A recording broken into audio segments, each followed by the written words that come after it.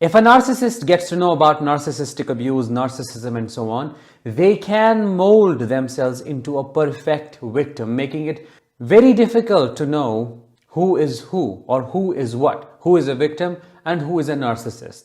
There are some core differences though, which a narcissist cannot fake no matter what they do, that set them apart from real victims. That is what we are going to talk about in this episode. I am Danish, a narcissistic abuse recovery professional. Welcome to my channel. Thank you so much for tuning in. In today's episode, we are going to understand how to tell who is a victim and who is a narcissist. If that sounds interesting and you're eager to learn more, please subscribe, because your subscription to the channel may help in spreading awareness about narc abuse. Before we begin, make sure to check out my upgraded program, Master Co-Parenting with the Narcissist, that will help you understand how to defeat them at their own game and equip you with all the tools necessary and required to protect yourself and your children from their further abuse. Click the I button above or the link in the description of this episode. Difference number one, and this is the core difference between a narcissist and a victim. When you come across a victim, you will notice they are filled with chronic self-doubt, constantly questioning the role they played in the relationship, wondering if they themselves are a narcissist, and probably they are crazy, they are sensitive, they exaggerate things, maybe it wasn't that bad, was abuse even real, maybe they are making it up. Those are the things they will say to you, and they will constantly question themselves through asking these questions and being hyper vigilant around your responses, because they are waiting for you to confirm the same thing they have been convinced of through gaslighting. You will feel that they are internally split. It's like they are struggling with their own self, and there is this alien voice in their head that keeps telling them they're a monster. While as a narcissist will do the opposite. They will tell you all the stories made up or real but fabricated that will make you think, rather believe, that they are the victim, that the real victim was the perpetrator and they were targeted in every single way. You cannot challenge their opinion. You cannot ask them questions like, oh, maybe have you considered this alternative perspective? What if it took two to tango? What if you played a role in any of this? They get really furious and rageful about it. But here is a word of caution. If you were to ask the same question to a victim, they may also show you a reaction, but that reaction will be different. They may get panicky, anxious about that question, and that might start making them feel really uncomfortable around you. Why? Because you asking them, what if you played a role in any of this, will bring their worst fears to life. Deep down, they feel that. And now that you have asked that question, they won't be able to give you a proper answer. But you will notice one thing: extreme reflection, overly activated conscience. While as in a narcissist, you will see it is dead. They won't openly talk about things they might have done. They might say, oh, this and that, but they will never thoroughly ever talk about, I did this and I did that. They won't give you examples, while as a victim will give you examples and say, I'm not a saint. It's not that I didn't do anything wrong. Here is a list, and they'll tell you everything they ever did, yelled, screamed, even though that was reactive abuse triggered by the narcissist. But they will have a lot to talk about when referring to their own actions. Difference number two: a victim, a real victim of narcissistic abuse, would not want to dwell in this victimhood, and they will always seek a solution. They'll always want you to fix it. They'll always ask questions like, now, how do I come out of this? How do I heal from this? How do I overcome this situation? How do I leave it behind? How do I break the trauma bond? How do I resolve this confusion? How do I move forward in my life? That is what their motivation pushes them towards. They don't want to be like this forever. They hate having to experience this sadness, this anger, and being associated with the word victim, even though it's a valid label here.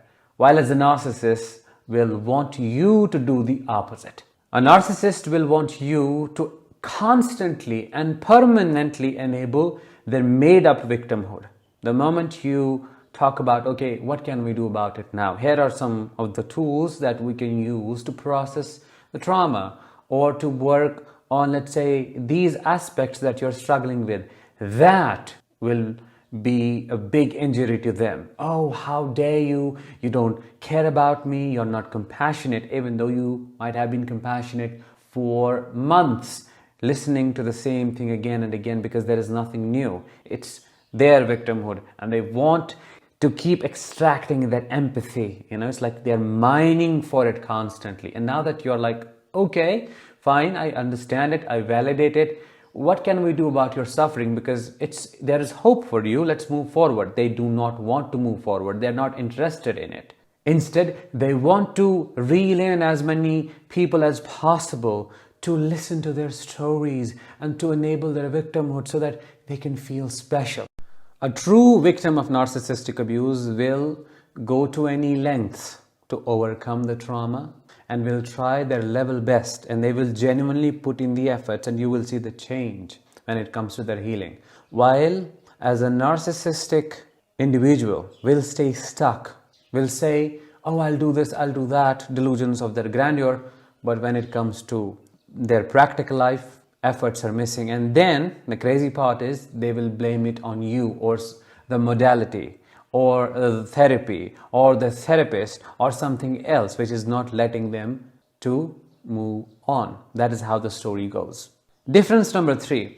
A real victim of narcissistic abuse will struggle a lot with many symptoms of complex post-traumatic stress, while as a narcissist will only fake their suffering, illness, or problems, struggles, but in reality, they are functioning better than you, better than anybody else. A real victim will have problems with sleep, eating, waking up, concentration, work, moving forward in life, motivation, and fatigue, energy levels, hypervigilance, hyperactivation, anxiety, physical tension, and so on. While as a narcissist will psychobabble a lot. They will say, oh, I have this, I have that. But in reality, they won't be having any of the struggles. They'll just say, yeah, I have them, but they won't. How can I say that? How do I know it?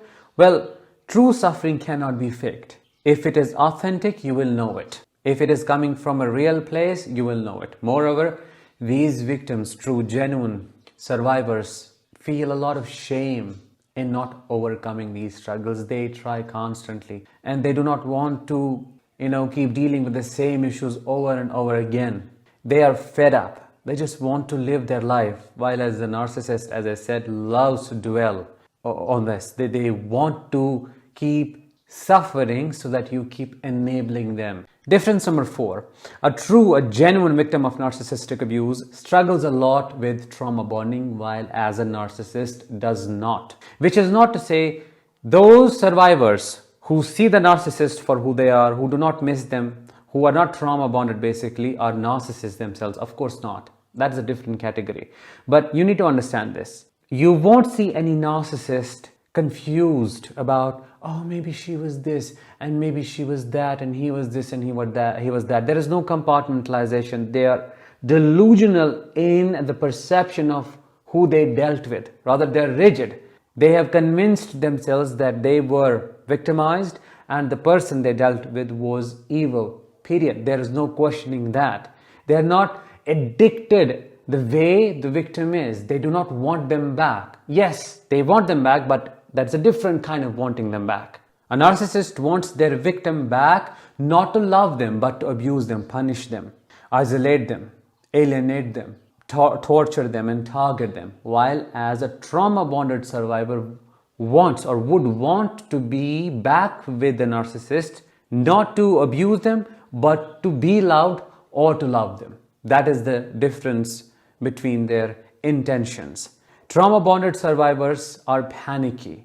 They are anxious all the time. They struggle with other typical symptoms of post-traumatic stress. They are not able to sleep. They are not able to eat. They are not able to work, as I explained earlier.